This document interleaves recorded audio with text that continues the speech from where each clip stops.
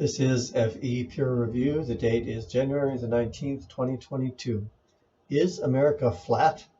Exploring USGS benchmark data.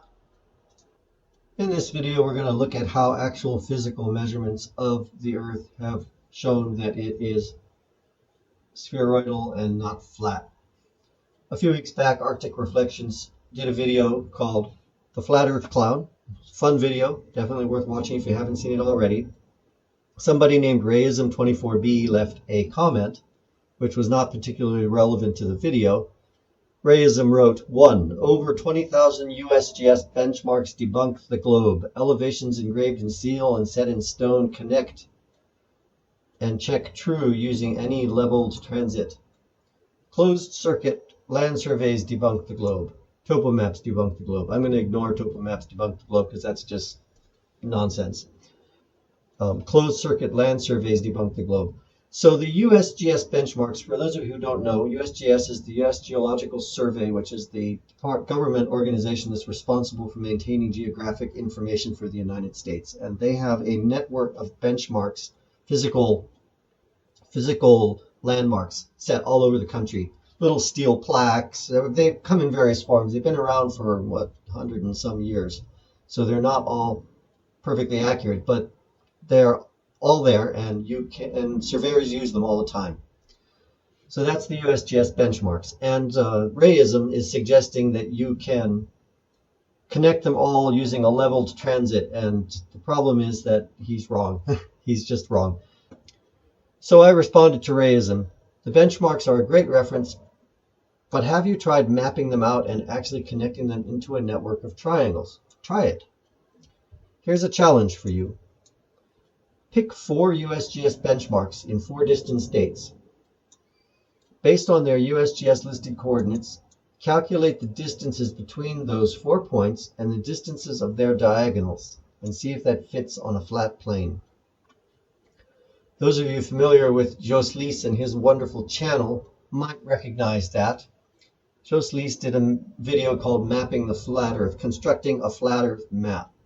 And I'm going to play a little bit of it. What he does is he takes 4 cities, New York, Paris, Buenos Aires, and Cape Town, and he gets the distances between them and then tries to assemble them to see if they fit together. So he takes each of the 4, he goes around the perimeter, he puts in the first diagonal to get them lined up. We're going to do something similar in Sketchup. And that's why I'm showing you this. I'm going to use this approach. And it's the same approach that Rayism could use if Rayism actually felt like checking. Everything's fine for now. And then this is where you run into a problem. That last diagonal doesn't fit on a flat plane. But if you use arcs of those same lengths, they do fit. And it just so happens that each of those arcs is a portion of a great circle. And they all have the same radius, which happens to be, by chance, the radius of the Earth. So we're going to look at all that. Another thing I'm going to add in here, just for the sake of it, is Bob the Science Guy's Haversine formula. So we're going to use Dr. Bob's Haversine formula. His video was a very good introduction to that. It allows you to calculate the distance between any 2 points on the surface of a sphere if you know their latitude and longitude. And it would work on any kind of a sphere. You could do it distance between 2 bumps on a basketball if you wanted, so long as you can develop a latitude-longitude type coordinate system. So we're going to use that Haversine formula to find the distance between the 4 cities and their diagonals.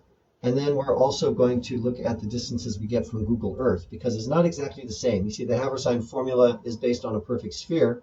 However, Google Earth uses the Geo-818 database and accounts for the oblateness of the sphere. So there is a very slight discrepancy between the 2 results, as there should be. So here's Google Earth, and what I've done is I've picked 4 cities: San Diego, Seattle, Portland, Maine, and Savannah, Georgia. And I've gotten the Google Earth distances between them, which are great circle distances. That's the default for Google Earth. I also wanted to show you this great resource. This is the NOAA, which is part of the USGS, and they have a website where you can get all the benchmark data for all the benchmarks available. So on their webpage, and I'll put a link in the description, they have got a link to something called the NGS Data Explorer, which you see here in the middle of the screen. Go to the NGS Data Explorer, and you can zoom in on a location, San Diego, for example. And these are all the benchmarks that they have data for. They don't have full data on every benchmark, but these black circles with the triangle in them, these circles have full data. So you can select a benchmark, and then you can pull up the data sheet. So here's a data sheet for the benchmark we just selected. It has a designation, a specific name for that benchmark, its location, San Diego, California. It gives the latitude and longitude, north and west, and it gives elevation above mean sea level in meters and feet. I'm going to use feet throughout since we're in the United States. And rayism, if you were paying attention to the USGS benchmarks, you would note that it refers to the geoid 18. And this is all of the same data based on the geoid 18. So your comment about the USGS benchmarks proving a flat Earth is a bunch of nonsense, because right there on the USGS benchmark data sheet, they refer to the geoid 18 to the model of the sphere that they're using. It's an oblate spheroid of specific dimensions that they use. It's not an exact match to the physical Earth. It's idealized a little bit in order to make it all work better for mapping purposes. So there you go, rayism. You're not even looking at the stuff you're telling people to look at. Anyway, that's where we're going to get our data from. That'll give us longitude and latitude to put in our Haversine formula. So here's the next step in our little exercise. I've picked 4 locations: San Diego, Seattle, Washington, Portland, Maine, and Savannah, Georgia. In each case, I've found a benchmark from the USGS website that's at an airport on the coast. So they're all very near sea level. That way we don't have to give any thought to the vertical axis. And then I've collected the latitude and longitude data from those benchmarks, and I have found those locations on Google Earth. I've created paths. You can see the red lines and also this white line going across that give us, according to Google Earth, the great circle distances between all those locations. And then I've created here a spreadsheet I'm calling Scary Math, and I've entered the 4 locations. I've entered the longitude and latitude data from the benchmarks, and then I've converted it to decimal. I have, in this table here, gotten the difference in latitude and the difference in longitude between each of these locations. So, for example, San Diego to Seattle, difference in latitude is 14.79 degrees. The difference between Portland and Savannah, longitude, 10.89.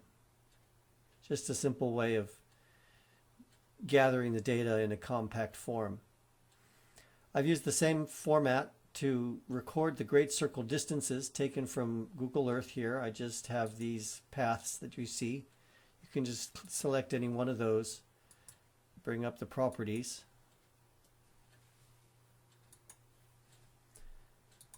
And there you have the distance.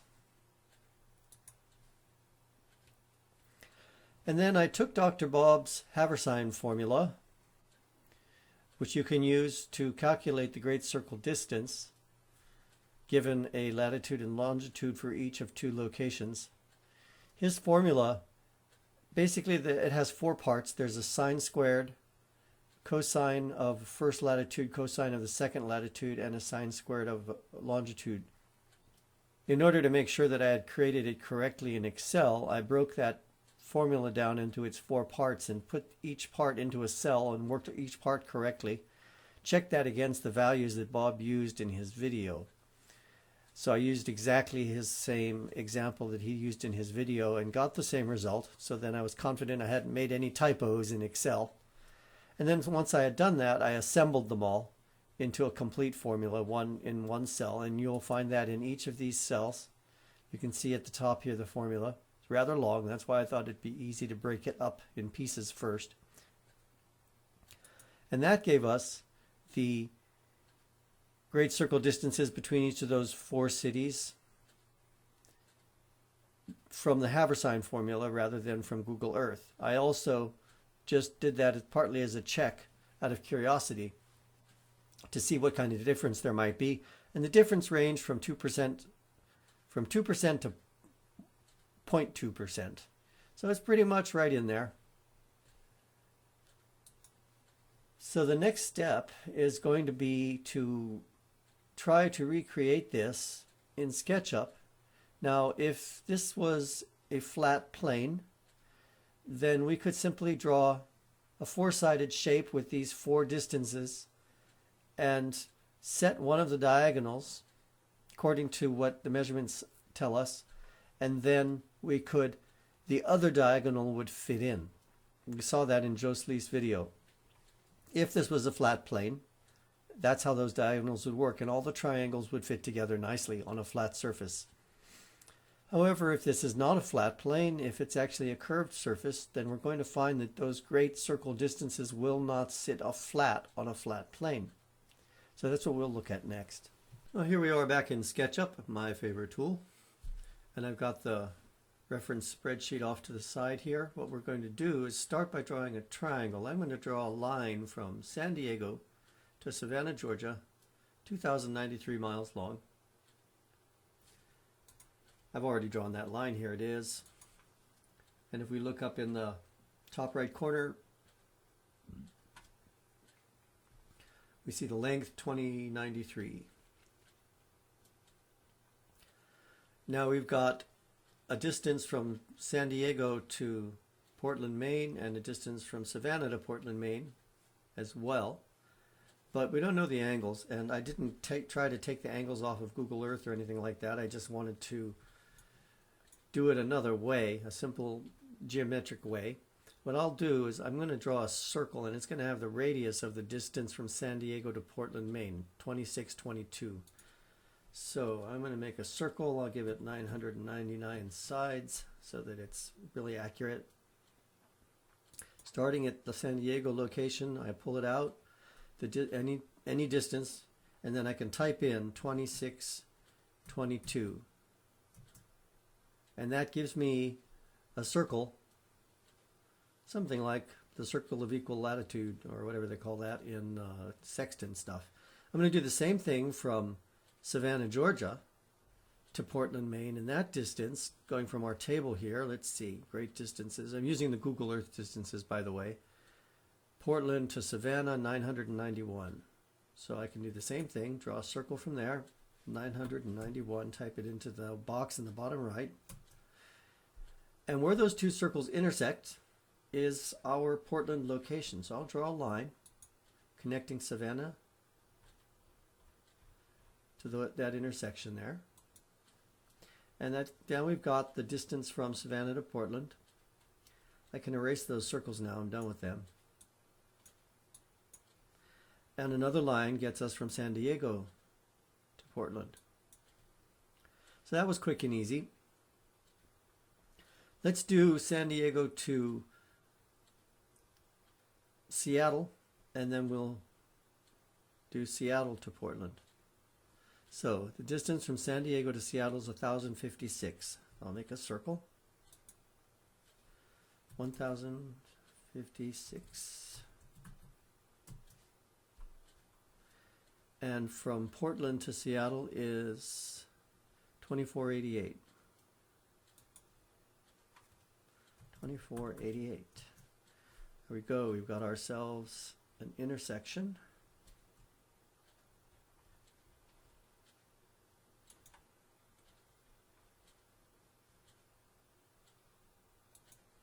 Now I can erase the rest of that. Don't need it anymore.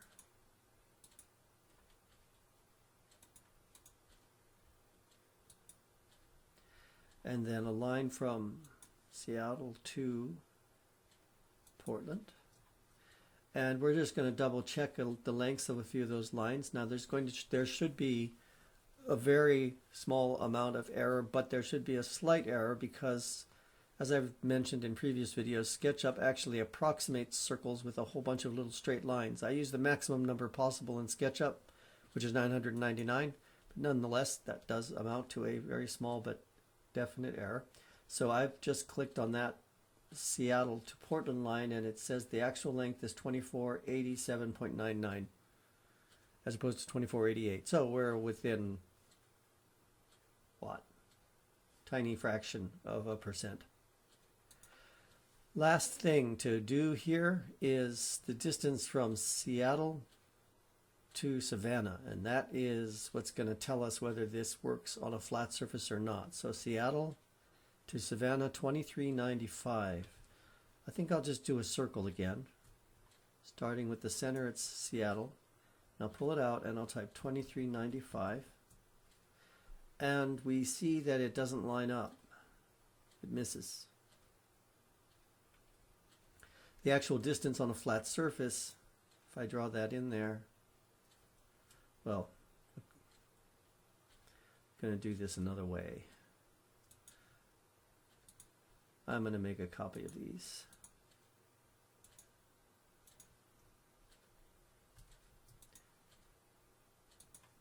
Okay, the actual distance corner to corner as it is drawn is 2371, and we need 2395, so we're 24 off. I'm going to erase that circle, and I'm going to show you another approach. D gives me a guideline. Now that's not an actual physical line in the model, it's just a reference that I can draw against. So I'm going to click at the origin point, Seattle. I'm going to drag the mouse along that line without actually clicking an end point. And then I'm going to type in the distance again, Seattle to Savannah, 2395. And it will draw a line of that length along that guideline. So now we know that our line passes through Savannah. But as you can see, it's a little bit too long. And that distance there is just about 24 miles too long. So no, it does not fit on a flat surface. The dimensions we get from Google Earth do not fit on a flat surface. So that suggests that it's not a flat surface. So the next question is, does it fit on a curved surface? Well, this was the first way I went about doing the curved surface, and it was kind of an experiment. First thing I figured was that 1 degree of arc for the Earth using the normal accepted value for its radius is 69 miles. There's 69 miles in each degree of change in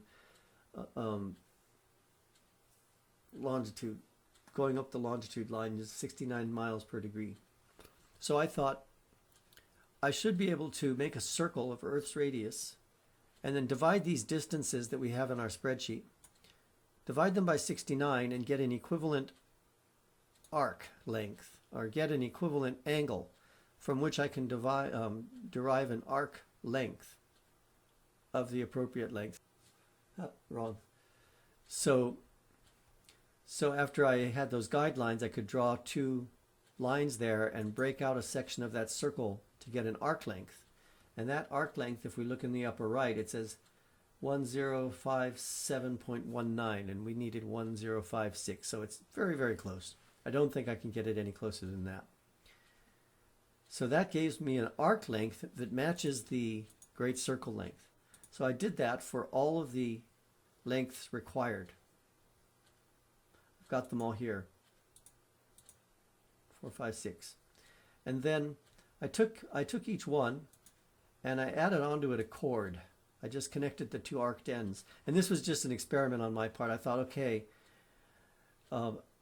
rather than trying to rotate these vertical, which is a little bit of a hassle, I may end up doing it later. rather than doing that, I would try to connect the chords and see if the chords would fit together, even though the original lengths did not. So each one of these, I drew it with a chord, and then I brought it down here. I'm going to move them out of the way.